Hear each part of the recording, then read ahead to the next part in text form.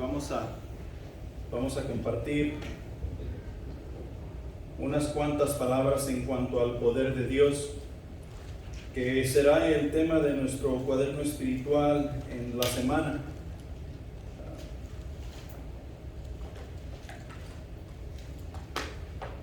Sabes, allá en Filipenses capítulo 2, versículos del 5 al 11 me parece que es, hemos visto varias veces, y lo que estábamos cantando ahorita al último es lo que nos dice ahí en esos pasajes, que Jesucristo fue coronado Rey y Señor porque se sometió a Dios el Padre en obediencia y cumplió con el plan de Dios de venir y morir por la humanidad, de rescatarnos del pecado. Y bien sabemos que la Escritura dice que resucitó al tercer día, 71 por ahí, que resucitó al tercer día. ¿Sabes que hay personas hoy en día que no creen que Jesús realmente resucitó? Prefieren creer que Jesús fue un charlatán que vino y engañó a un montón de personas, y dicen que los discípulos robaron el cuerpo y que dicen que él mismo se levantó y que fue resucitado, o que revivió más bien porque realmente no estaba muerto, y que él mismo movió la piedra y salió, y me imagino que tuvo que haber peleado con los soldados que estaban resguardando la tumba y los venció después de estar medio muerto, y por ahí se casó y tuvo hijos y murió en buena vejez y todo ese asunto. Entonces, hay mucha evidencia de que Jesús ha resucitado, no solamente en cuanto a la Biblia, no solamente en cuanto a la palabra de Dios. Hay evidencia lógica, por lógica, que es más fácil creer que Dios dice que Jesucristo ha resucitado en que Jesús realmente no murió. Quienes lo bajaron de la cruz y lo envolvieron, lo embalsamaron, hicieron todas esas cosas, o más no embalsamar, sino que lo prepararon para la sepultura, no se dieron cuenta que realmente no estaba muerto y que su corazón todavía latía, y un montón de cosas. ¿No creen lo que dice Lucas 1:37? Lucas 1:37 es uno de los versículos más largos que hay en toda la Biblia. Porque nada hay imposible para Dios.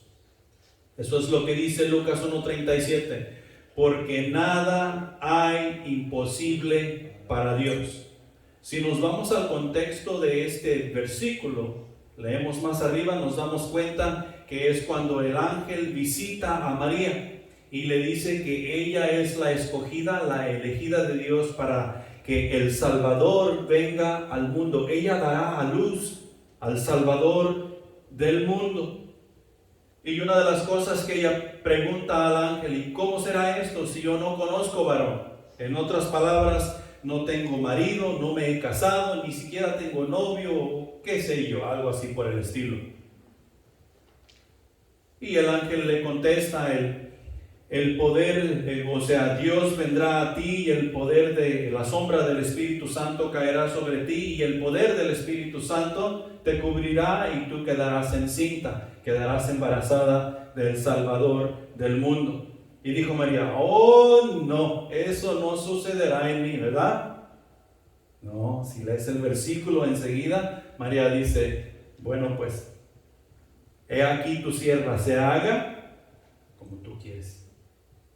O sea que María se sometió totalmente a la voluntad de Dios, aunque las críticas en cuanto a una jovencita que no conocía varón, ahora resulta que quedaría embarazada por el poder del Espíritu Santo. Imagínate tú.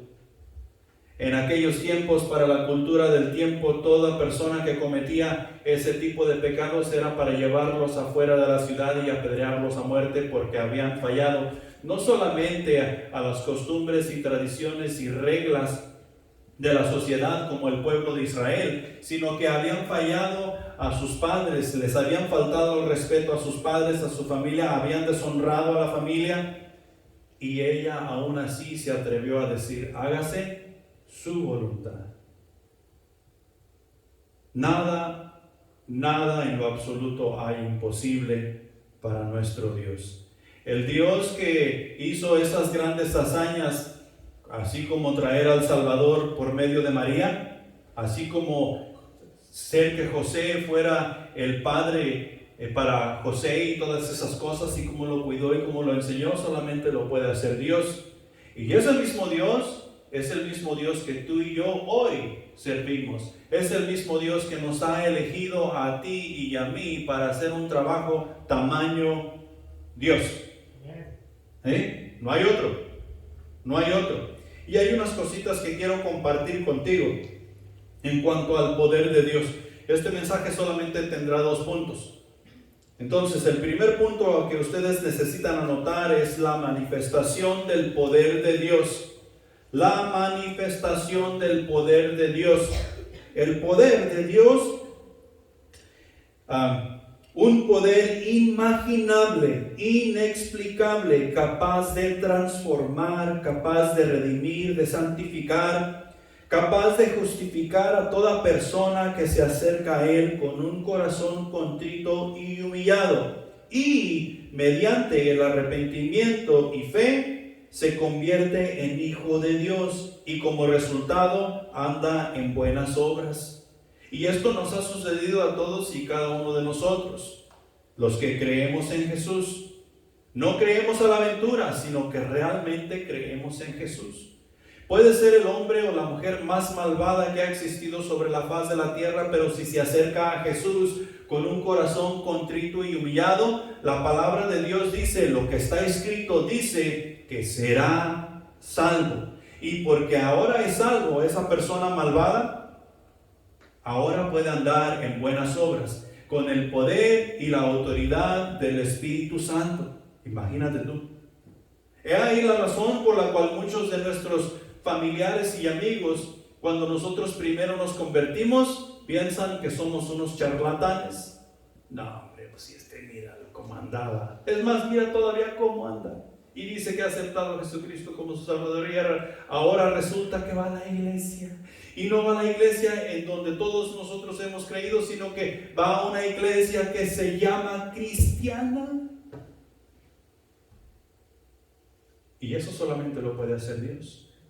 Tú y yo necesitamos observar qué es creer en Dios. Tú y yo necesitamos observar qué significa seguir a Jesús. Tú y yo necesitamos observar la resurrección del Señor Jesús, porque esa es nuestra meta.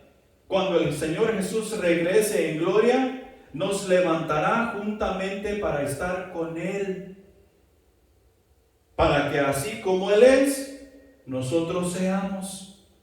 Pero tú y yo necesitamos creer, necesitamos ser transformados, necesitamos ser redimidos, necesitamos ser justificados, y para que todas esas cosas acontezcan, nosotros necesitamos ser santificados día tras día, tras día, tras día.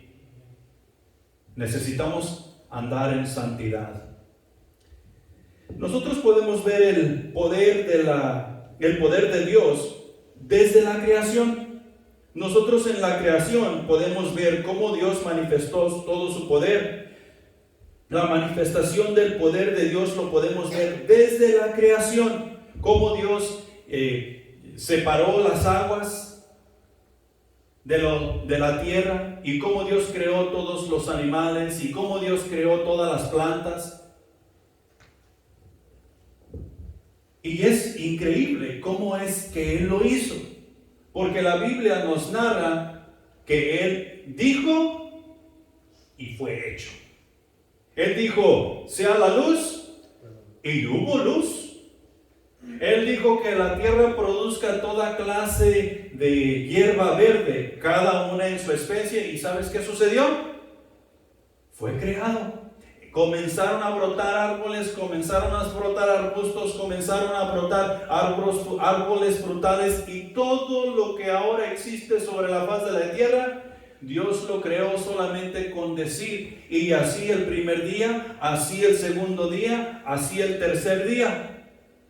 Todo hecho con el poder de Dios. De tal manera que encontramos allá en Romanos capítulo 1, versículo 20, lo siguiente: porque las cosas invisibles de Él, su eterno poder y deidad, se hacen claramente visibles desde la creación del mundo, siendo entendidas por medio de las cosas hechas, de modo que no tienen excusa. Y aquí está hablando a la iglesia, aquí está hablando a las personas.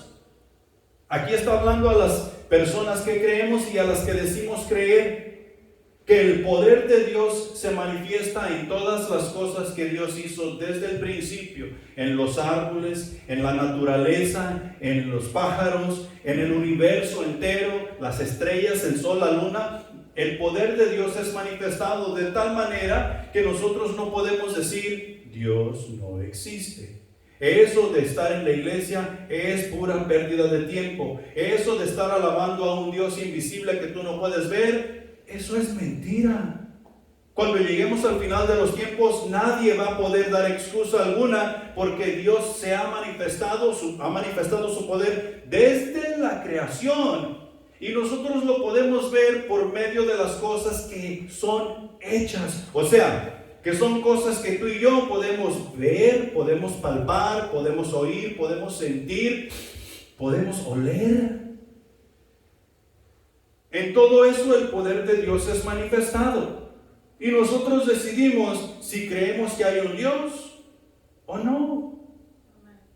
Pero de tal manera que no podemos llegar al final de la vida y decir, es que a mí se me pasó eso.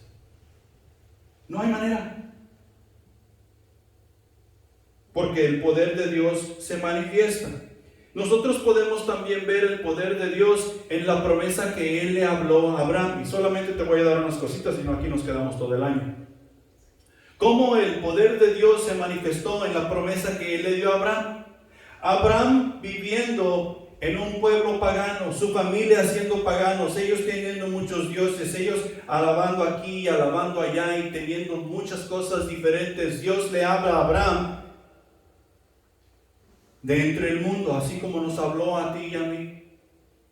Y le dice a Abraham que se pare, que se levante y se vaya de su parentela, se vaya de su casa, se vaya de sus padres, agarre todas sus cosas y que se vaya a un pueblo al cual él le dirá. O sea que realmente no le dijo, hey, párate y vete a Livingston, Texas, sino que simplemente le dijo, hey, párate y comienza a manejar. Y cuando llegamos a Livingston, Dios dijo, aquí es, prácticamente así. ¿Y sabes qué? Abraham se fue. Dios llamó a Abraham a salir de su tierra, de su parentela, e ir a un lugar desconocido, el cual sería señalado por Dios. Y lo bendijo dándole una promesa en la cual vivimos hasta el día de hoy. Si tú y yo creemos en Jesucristo, nosotros somos hijos de la promesa. Si tú y yo alabamos al Dios del universo, tú y yo somos hijos de la promesa, o sea que somos parte de la familia de Abraham. Así como Dios le dijo, tu descendencia será como las estrellas del cielo, que no las puedes numerar, no las puedes contar. Tu descendencia será como la arena del mar, que no puede ser contada. Imagínate comenzar a contar los granitos de arena, a ver qué los acabamos. No puede ser contada. Cada uno de nosotros que creemos en Cristo Jesús somos descendencia de Abraham, hijos de la promesa. En Génesis capítulo 12, versículos 1 y 2, dice, yo haré de ti una nación grande, te bendeciré y engrandeceré tu nombre, y serás bendición. Bendeciré a los que te bendigan y maldeciré a los que te maldigan, y en ti serán benditas todas las familias de la tierra. ¿Quién no conoce a Abraham? Y es conocido mundialmente. Todos saben que Abraham es el patriarca, y junto con Abraham, Isaac y Jacob. Y parece que cuando seguimos la historia, como que los patriarcas se perdieron porque Jacob, él era un traicionero y terminó fuera de la familia, corriendo y escondiéndose por todos lados. Pero Abraham fue enaltecido, o sea que la promesa de Dios para Abraham se cumplió, siendo ya ancianos, siendo ya viejos, y Sara siendo estéril. La promesa es que un hijo nacería por medio de Abraham y por medio de Sara, y ese es el hijo de la promesa. Lo que era imposible para el hombre fue posible para Dios, y nació Isaac. Y todavía de aquí nosotros podemos despegar un montón de puntos en los cuales podemos ver el poder de Dios desatándose de una manera increíble. Increíble. Que únicamente lo podemos creer por medio de la fe, porque Dios es Dios. El poder de Dios nosotros lo podemos ver también en el Éxodo, porque pareciera que el pueblo de Dios comenzó con Abraham, con los patriarcas, Abraham, Isaac y Jacob, y despegó y fueron grandes y se hicieron y anduvieron aquí, obtuvieron muchas riquezas, obtuvieron ganado, terrenos y todo. Y luego llega una gran hambre y todos se van para Egipto, ¿verdad? Todos llegan a dar Egipto.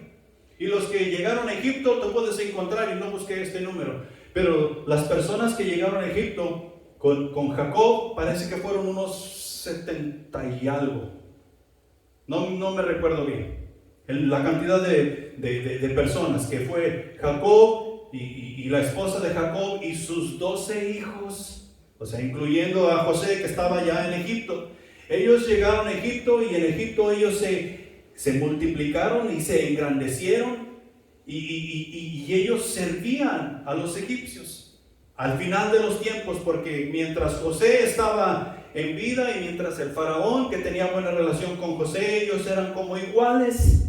Es como vivir unos en un pueblo y otros en otro. Pero después entró otro faraón que no tenía una buena relación con los israelitas y los esclavizó. El pueblo de Dios se miró perdido. Así como nosotros a veces pensamos, fulano de tal no puede salir de donde está, míralo cómo anda. Eso sí es imposible de salir de ahí. Y así estaba Israel, oprimido bajo la mano dura de Faraón, que no los dejaban a veces ni respirar, se puede decir. Haces esto, haces lo otro, trabajas arduamente de sol a sol y aquí y allá. Y parece que el pueblo de Dios ya no tenía esperanza. ¿Y qué hizo Dios? Los sacó, y de eso vimos un poco la semana pasada, los sacó de la esclavitud con milagros y prodigios. Muchas cosas que Dios hizo a favor de Israel para sacarlos de la esclavitud y llevarlos hacia la tierra prometida. Y encontramos allá, bueno, solamente te voy a mencionar unas cuantas cosas, porque aquí, especialmente en esto, es bastante extenso, pero me puse a leer ahí unos cuantos capítulos. Éxodo del 12 al 18, esos 6-7 capítulos. Y ahí hay unas cosas, cuando ellos de primero salieron de la esclavitud, a ellos los cubría una nube por el día, mientras iban caminando por el desierto rumbo a la tierra prometida. Dios proveyó una nube para el pueblo de Israel, para que no se murieran de lo caliente del sol, para que no sufrieran las quemaduras del sol mientras estaban en el desierto. Y por la noche Dios proveyó una columna de fuego para que no se murieran de frío. ¿Sí? ¿Sí recuerdan todo eso? O sea, ¿quién puede hacer eso? Y tú tienes que tomar en cuenta que no eran 10 personas las que iban a la tierra prometida. Cuando nos ponemos a estudiar las escrituras y vemos que era más de 1 millón de personas, y Dios está proveyendo una nube para que este 1 millón de personas y tantos no se mueran de calor, y está proveyendo una columna de fuego para que no se mueran de frío. Ahora, cuando tú le has subido a la calefacción y dices, tengo mucho frío, y le subes, y luego al ratito, estoy sudando, ¿qué haces? Vas y le bajas. Imagínate, esta columna de fuego que Dios proveyó para los israelitas era perfecta. No tenía que subirle, no tenía que bajarle. No tenía que hacer nada de eso. Y eso solamente sucedió por el poder de Dios. Dios proveyó esas cosas. El pueblo de Israel sigue en camino a la tierra prometida. Y ya sabemos que ellos van quejándose, ellos van haciendo esto, ellos van haciendo lo otro. Pero como quiera, ahí van. Llegan al Mar Rojo y ya Faraón viene atrás de ellos. ¿Y qué sucedió en el Mar Rojo? Dios partió las aguas. Y estuvo soplando el viento toda la noche de tal manera que el fondo del mar se secó y los israelitas pasaron en seco al otro lado del Mar Rojo. Y cuando los de Faraón entraron a lo seco del mar, Dios cerró las aguas y el Faraón y su ejército quedaron sepultados en las aguas del Mar Rojo. ¿Quién hizo eso? Dios. Dios muestra su poder en el Éxodo, y Éxodo quiere decir la salida de la esclavitud de los israelitas, o sea, la salida. Dios muestra su poder. Dios provee también en el camino a la tierra prometida. Dios provee agua, Dios provee carne, maná. Por todo ese tiempo que ellos anduvieron vagando por todos lados. ¿De dónde salió tanta carne en el desierto? Para que ellos estuvieran... Mira, eran más de 1 millón de personas. Y la palabra de Dios nos dice que ellos comían carne hasta saciarse. Hasta que les estaba saliendo por las narices. O sea que ya no querían más. Y tenían carne a morir. ¿Quién proveyó eso? Un Dios de poder. Un Dios al cual tú y yo servimos. Que podemos ver todas estas historias, podemos ver toda esta literatura y no podemos más, no tenemos más que decir, sino que, wow, gloria a Dios. Grandes prodigios y grandes milagros que nuestro Dios ha hecho con su diestra, con su poder.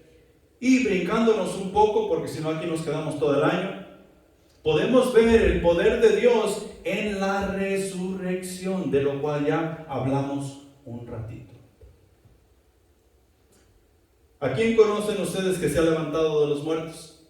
Y si estuvieras en un funeral, ahí estuvieras cantando unos cantos, estuvieras orando, consolando a los amigos, a la familia, no sé. Si te fijas, la mitad del cajón siempre está abierto, mientras está ahí para ir a pagar a dar tu último adiós. Imagínate que ese muerto que está en esa caja se levanta y se sienta y dice: ¿qué están haciendo todos ustedes aquí? ¿Qué haríamos? Yo creo que los muertos fuéramos nosotros.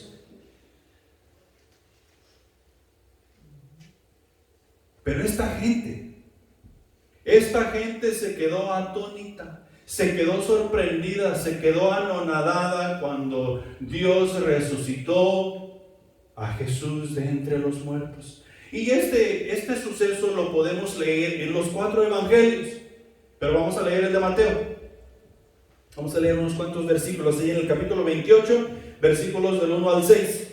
Dice lo siguiente: pasados el día de reposo, al amanecer del primer día de la semana, vinieron María Magdalena y la otra María a ver el sepulcro. Y hubo un gran terremoto, porque un ángel del Señor descendió del cielo y llegado, movió la piedra y se sentó sobre ella. Su aspecto era como un relámpago y su vestido blanco como la nieve. Y del miedo de él los guardias temblaron y se quedaron como muertos. Mas el ángel respondió, dijo a las mujeres: no temáis vosotras, porque yo sé que buscáis a Jesús, el que fue crucificado. no está aquí, pues ha resucitado. Como dijo, venid y ved el lugar donde fue puesto el Señor. Las mujeres pudieron presenciar y pudieron ver que Jesús ya no estaba en la tumba. Si tú lees más abajo, te vas a dar cuenta que estas mujeres llevaron el mensaje a los discípulos. Y cuando ellas llegaron, les dijeron a los discípulos, se han llevado al Señor y no sabemos dónde está. ¿Y sabes quién brincó? ¿Sí? ¿Sí sabes quién brincó? Brincó Pedro y brincó Juan. ¿Y sabes qué hicieron? Ellos corrieron a la tumba. Y dice la palabra que corrió Pedro. Corre. Y salió tras él el discípulo quien él amaba. ¿Quién es el discípulo quien él amaba? Juan. Salió Juan tras él. ¿Quién llegó primero? ¿Ah? Llegó Juan. Porque Juan corrió más rápido. ¿Sabes a qué iba? A ver a su Señor. O a ver dónde lo habían puesto, o qué habían hecho con él, o qué había pasado porque ya no estaba en la tumba. Llegó Juan, pero no entró. Y tras él llegó Pedro. ¿Y sabes qué? Pedro entró corriendo hasta adentro. Y ya vieron que el Señor, después entró Juan y ya vieron que el Señor Jesús no estaba en donde lo habían puesto. Estaba la ropa ahí dobladita en su lugar. Y el sudario en el cual lo habían envuelto estaba enrollado en otro lugar. Pero Jesús resucitó. El Señor está vivo. Y después nosotros nos damos cuenta por medio de la Escritura que se les apareció a muchos. Se les apareció a unos, se les apareció a otros. Y se les apareció hasta, en una ocasión, hasta unas 500 personas a la vez. Todas estas personas son testigos oculares de lo que sucedió en la resurrección. Aquel Cristo que habían visto colgado en el madero y que había muerto, ahora lo miran vivo, ahora lo miran caminando, ahora lo miran comiendo, ahora lo miran hablando y enseñando como lo habían visto en meses o semanas anteriores. Testigos oculares. Testigos que fueron presenciales y estuvieron allí y vieron con sus propios ojos, especialmente los discípulos. Jesús resucitó y ese fue el poder de Dios manifestado a la humanidad, el cual hoy todavía hasta la fecha seguimos celebrando. El poder de Dios que resucitó a Jesucristo de entre los muertos y lo exaltó hasta lo sumo, a una posición de rey, sacerdote y Señor. No hay otro. Nosotros podemos también ver de ahí en adelante que exactamente continúa el poder de Dios en la salvación, porque no nos cabe en la mente. En nuestro entendimiento no podemos ver cómo Dios me salvó a mí, cómo Dios te salvó a ti. Sabemos dónde estábamos, podemos ver el fango donde nos encontrábamos y podemos ver que hoy en día en Cristo Jesús a veces no somos muy fieles, a veces no somos muy obedientes. A veces no queremos hacer las cosas que nuestro Dios nos ha mandado hacer. Y aún así Dios dice que Él nos salvó. Y nos salvó de una vida de pecado, nos salvó de la muerte, nos dio vida eterna. Y vamos a estar con Él por la eternidad porque Él nos salvó. Mira, allá en Romanos capítulo 1, versículo 16. Encontramos lo siguiente: porque no me avergüenzo del Evangelio, porque es poder de Dios para salvación a todo aquel que cree, al judío primeramente y también al griego. ¿Cómo llegamos a la salvación? Por medio del Evangelio. El Evangelio es el poder de Dios que actúa por medio de un individuo que está hablando, que está enseñando cierta enseñanza, o sea, el Evangelio. Cuando nosotros escuchamos el Evangelio, hubo algo que nos hizo entender, reaccionar para poder entender. ¿Qué fue ese algo? Ese algo se llama Espíritu Santo. El Espíritu Santo nos llevó a la fe para que tuviésemos fe y pudiésemos creer en lo que habíamos escuchado. Y lo que habíamos escuchado fue el poder de Dios en el mensaje del Evangelio, las buenas nuevas de salvación. Podemos decir que escuchamos a Jesús, el Verbo de Dios. Y eso fue lo que nos trajo a la salvación. Si no hubiésemos escuchado al Verbo de Dios, no hubiéramos llegado a la salvación. He ahí el problema con muchos que dicen tener la salvación, pero que no la tienen, porque no han escuchado al Verbo de Dios. O sea, el Evangelio, la palabra en acción, la cual nos lleva a la salvación y así poder obtener la vida eterna que Dios quiere que nosotros obtengamos.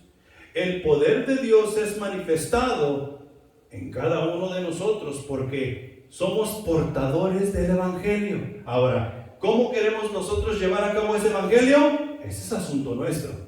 Es asunto entre yo y Dios, y es asunto entre tú y Dios. Pero de que eres portador del poder de Dios, de eso no hay duda. Porque tú tienes la salvación. Porque has recibido las buenas nuevas. El poder de Dios está en ti. Y esto nos lleva al siguiente punto. El poder de Dios en el cristiano. Y ya hemos dicho muchas veces anteriormente que el cristiano mayormente vive una vida miserable en el cristianismo porque no ha echado mano de ese poder que tiene en Cristo Jesús.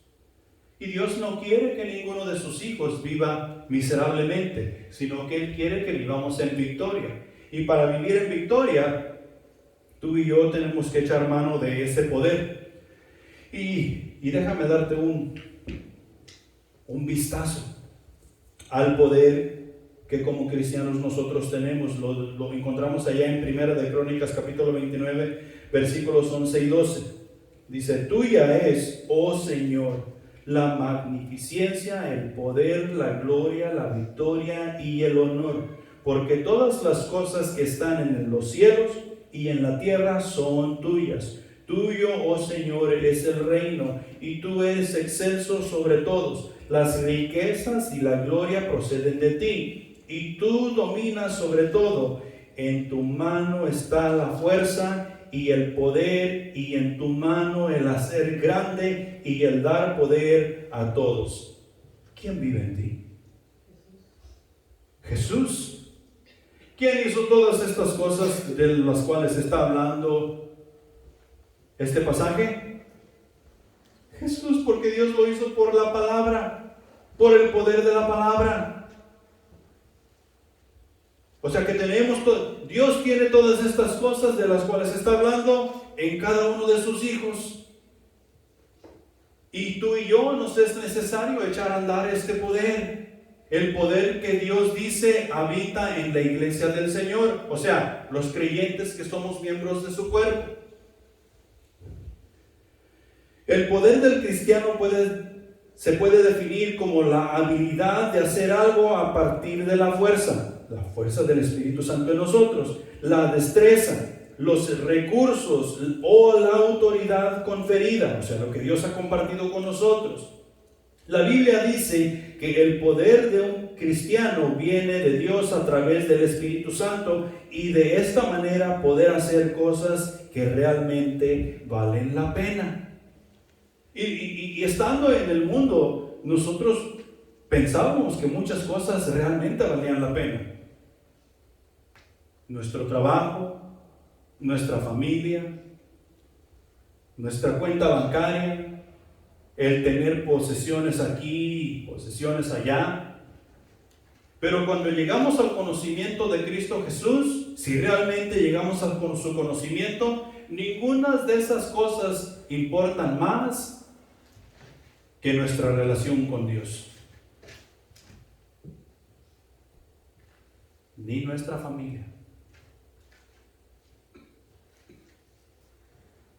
porque nos damos cuenta de la realidad de la vida que es en Cristo Jesús. Sabemos, o sea que nos damos cuenta que si tenemos a Dios, lo tenemos todo. Familia, posesiones, cuentas bancarias, todo.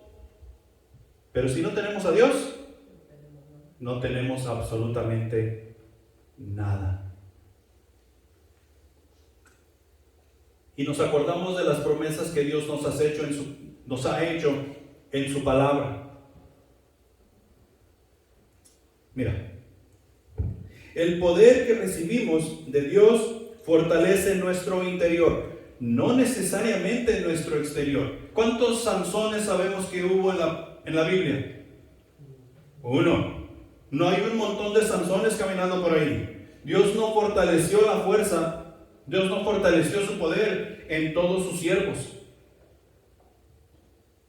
De eso solo sabemos de Sansón, que él fortaleció su fuerza exterior, y podemos ver la fuerza de Sansón en su exterior. Pero mayormente Dios nos va a fortalecer en nuestro interior. La manera que Dios trabaja en cada uno de nosotros, y aún en Sansón, es Dios trabaja en lo interior y se va viendo en lo exterior. O sea que Dios nos va transformando de adentro hacia afuera. ¿Dónde decimos que aceptamos a Jesús? En nuestro corazón. Y el corazón no está por fuera.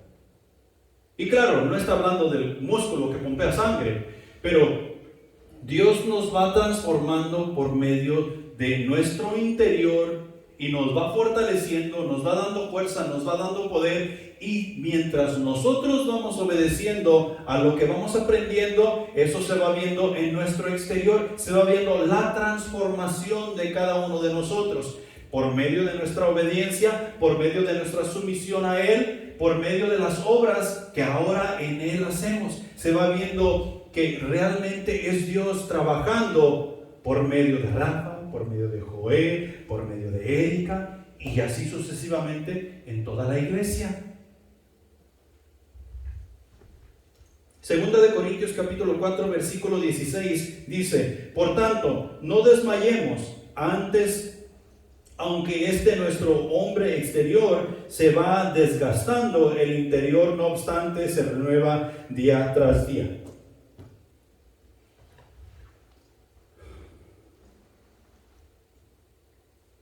Es un hecho. El hombre exterior, cada día que pasa, está más deteriorado. Se van acabando las fuerzas. Los músculos van perdiendo masa, según avanzamos en años. La mente va perdiendo su capacidad de recordar, va perdiendo su capacidad de funcionar como cuando teníamos 30 años, 25 años. Y todo eso se va desgastando. Ha habido personas, la otra vez estaba viendo un documental de personas que tenían demencia o Alzheimer's. O sea que personas que se les olvidan las cosas. Alzheimer's, que realmente a veces no saben ni dónde están. Pero ¿sabes de qué sí se acordaban? En la cruz, no primero vi la luz. ¿Se acordaban de ese tipo de cosas? ¿Se acordaban? Alabaré, alabaré, alabaré. De eso sí se acordaban. Se acordaban de cosas, versículos de la Biblia que habían tocado sus vidas de una manera especial. De eso sí se acordaban. Se acordaban de su relación con Dios. No te podían explicar cómo era la relación con Dios, pero se acordaban que tenían una relación con Dios. El hombre exterior se va debilitando, se va deteriorando y finalmente morirá. Pero guardamos las promesas de Dios. El poder de Dios en nuestro interior va fortaleciendo al hombre interior, el cual no puede pecar, el cual tiene la salvación y verá al Señor. Ese se va fortaleciendo, va obteniendo vigor. Entre más nosotros nos enfocamos en la palabra de Dios, ese hombre interior más crece, más sabe, más puede hacer. Y eso solamente lo puede hacer Dios. El poder de Dios convierte al hombre en un servidor del Evangelio. Y esto, fíjate, estamos hablando del poder de Dios en el cristiano, no necesariamente del poder de Dios en general. De eso ya hablamos en el primer punto. Pero aquí estamos hablando de ti y de mí. El poder de Dios nos convierte a cada uno de los que creemos en Jesús como nuestro Salvador en servidores del Evangelio. No hay cosa más importante que tú como hijo de Dios debes de estar haciendo. Oh, no, es que yo tengo que ir a la escuela. No, yo tengo que trabajar. Yo tengo que hacer esto. El Evangelio se puede esperar un momento. No. Es todo lo contrario. Es todo lo contrario. La escuela se puede esperar. El trabajo se puede esperar. Los amigos se pueden esperar. El Evangelio ha tomado una posición de suma importancia en tu vida, porque cuando tú le dijiste sí a Jesús, tú te convertiste en servidor del Evangelio. Tú vas a la escuela, tú vas a tener que evangelizar. Tú vas a tu trabajo, vas a tener que evangelizar. Tú vienes a la iglesia, tú vas a tener que evangelizar. Tú vas al mercado, tú vas a tener que evangelizar. A donde sea que tú vayas, tú vas a tener que evangelizar, ya sea de palabra, de hecho o por simple testimonio. Vas a tener que evangelizar porque eres un servidor del Evangelio. En eso nos convertimos cuando le dijimos a Jesús que sí. ¿Quién hace eso? El poder de Dios en el cristiano es el que hace eso. Y solamente por el poder de Dios es que tú y yo podemos llegar a entender ese tipo de cosas. Hechos 20:24, que es una de las promesas que por aquí tenemos escritas. Dice lo siguiente: pero de ninguna cosa hago caso, ni estimo preciosa mi vida para mí mismo, con tal que acabe mi carrera con gozo y el ministerio que recibí del Señor Jesús, para dar testimonio del Evangelio de la gracia de Dios. Nosotros podemos ver que esto fue lo que Jesús hizo. Podemos ver, Pablo está diciendo, esto es lo más importante para mí. Podemos ver que a los discípulos, esto fue lo que ellos hicieron. No había otra cosa más importante que eso. No me importa mi vida, no me importa nada más, sino que terminar con gozo la carrera que Dios me ha dado. Y la carrera es el Evangelio.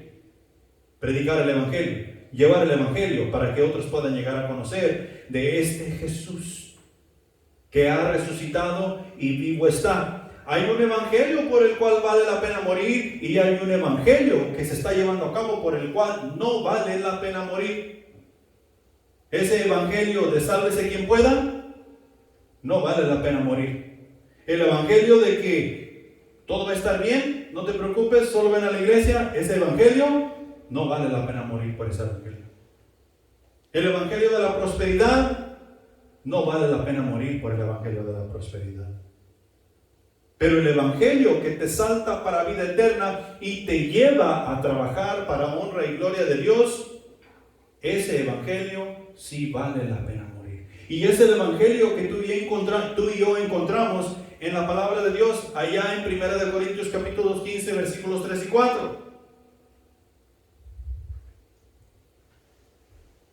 Y vayamos ahí.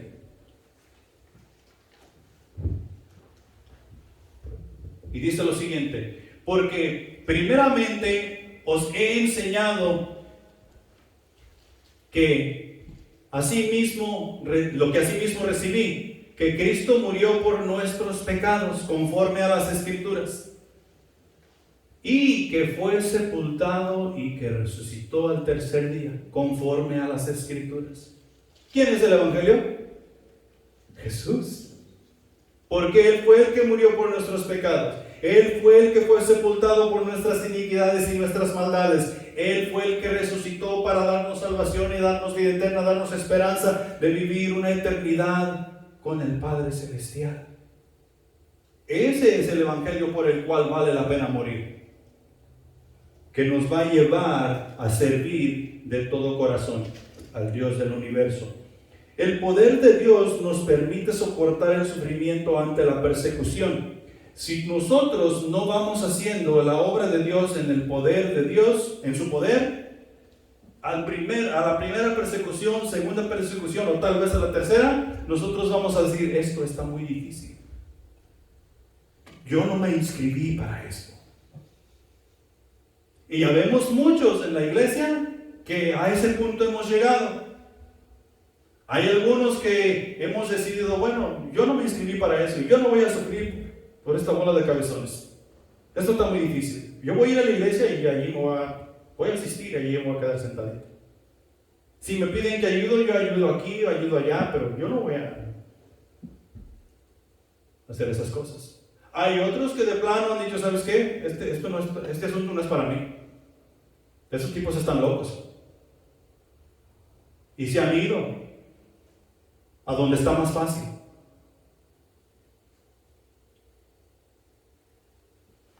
Según está más fácil.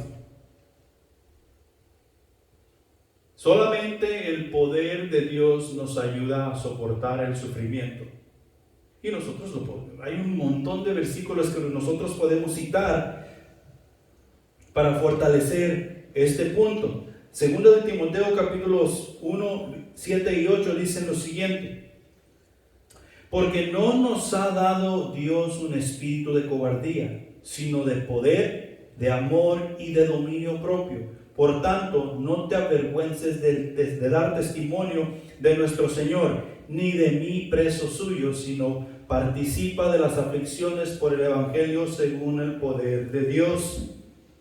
Tú y yo tenemos la autoridad para participar del Evangelio, en el Evangelio y por el Evangelio, porque tenemos al Espíritu Santo de Dios. El Espíritu Santo de Dios que está dentro de nosotros y que nos lleva de victoria en victoria, nos ayuda a soportar el sufrimiento por el cual tengamos que pasar para dar a conocer a Jesús. Y para cada uno de nosotros el sufrimiento será diferente. Para unos será meramente intenso y para otros será meramente leve. Pero no vamos a pasar por este mundo dando a conocer a Jesús sin sufrimiento. Tenemos un enemigo que es muy bueno para eso. No esperemos que la luna sea de queso cuando lleguemos al Evangelio. La luna no es de queso. Y por último, el poder de Dios se encuentra en su palabra viva y en la oración. El poder de Dios lo encontramos en su palabra viva y en la oración. He ahí la razón por la cual te invitamos a asistir a los servicios de oración, a que te mantengas en oración. Y es una de nuestras promesas, que el centro de vida necesita permanecer en oración todo el tiempo, según Primera de Tesalonicenses capítulo 5 versículo 17, orar sin cesar. Mientras estamos en nuestros trabajos seculares, es necesario orar. Mientras estamos en la casa, es necesario orar. Mientras estamos de fiesta con los amigos, es necesario orar. O sea, orar en todo tiempo y en todo lugar. ¿Por qué? Porque ahí habita el poder de Dios. El poder de Dios está en la oración. He ahí la razón por la cual nos exhortamos a mantenernos en el cuaderno espiritual. El cuaderno espiritual es simplemente el estudio de la palabra de Dios, a una escala para cada quien. Estudia la palabra de Dios a tu nivel, y a tu nivel comparte con otro que tal vez tiene otro nivel más abajo, otro nivel más arriba de sabiduría, y juntos vamos a edificar el cuerpo de Cristo. Mantente en tu cuaderno espiritual, porque eso te va a ayudar a obtener el poder de Dios para así poder hacer la obra que Él nos ha encomendado. El poder de Dios habita en su palabra viva y en la oración. Hebreos capítulo 4 versículo 12 nos dice: porque la palabra de Dios es viva y eficaz y más cortante que toda espada de dos filos, y penetra hasta partir el alma y el espíritu, las coyunturas y los tuétanos, y discierne los pensamientos y las intenciones del corazón. ¿Quién da a conocer la palabra de Dios? La iglesia. ¿Nosotros? ¿Qué estamos dando a conocer? Que la palabra de Dios te quiere invitar. La palabra de Dios quiere que tú llegues a su casa. No. Eso no es lo que dice ahí. Dice que la palabra de Dios tiene poder. para discernir, o sea, entender o dar a conocer los pensamientos y intenciones del corazón, y no se conforma con eso, sino que va hasta lo más profundo de nuestro ser y nos conmueve y nos dice que este pecado en el cual vivimos no está bien. ¿Quién predica esa palabra? La iglesia, nosotros. Y entre más estudiamos, más leemos, más nosotros miramos atentamente a la palabra de Dios, más poder vamos a darnos cuenta que hay en su palabra y en su oración. ¿Hay acaso algo imposible para nuestro Dios? Nada en lo absoluto. Nada en lo absoluto. Él puede usar al más grande, así como puede usar al más pequeño. Él puede usar al que no sabe, tanto como al que sabe, o que dice saber. Para Dios no hay nada imposible. Él puede usar a todos y a cada uno de nosotros para revolver este pueblo y hacerlos mirar su poder y su gloria. Pero tú y yo tenemos que entrar en acción. Y por último, ya para terminar, Dios ha decidido dar a conocer su poder a través de su iglesia. En Hechos capítulo 1, versículo 8, Jesús les dice a sus discípulos: pero recibiréis poder cuando haya venido sobre vosotros el Espíritu Santo, y me seréis testigos en Jerusalén, en Judea, y en toda Judea, y en Samaria, y hasta lo último de la tierra. ¿Cuándo vino sobre ti el Espíritu Santo? ¿Cuándo entró en ti el Espíritu Santo de Dios?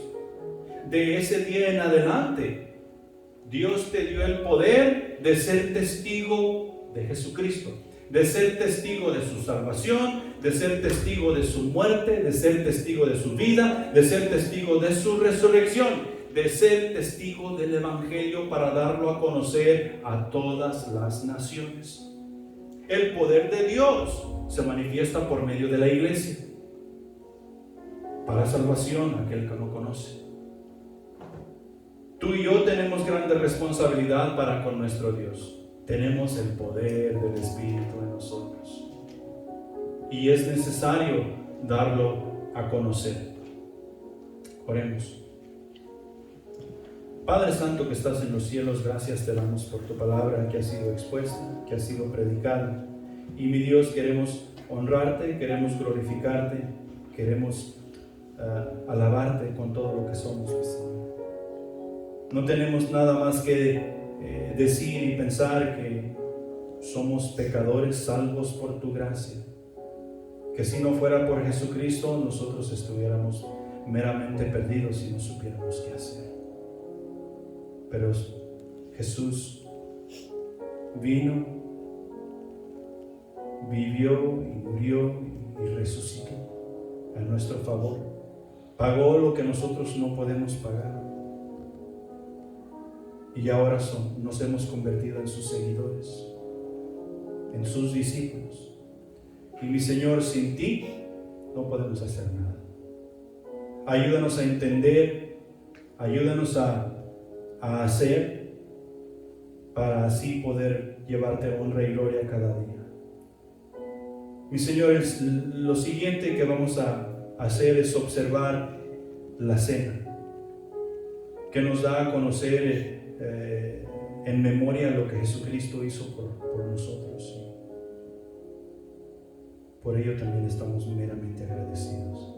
Ayúdanos a tomarla dignamente, con un corazón contrito y humillado, pero alegre, porque tenemos a Cristo. En su nombre oramos. Amén.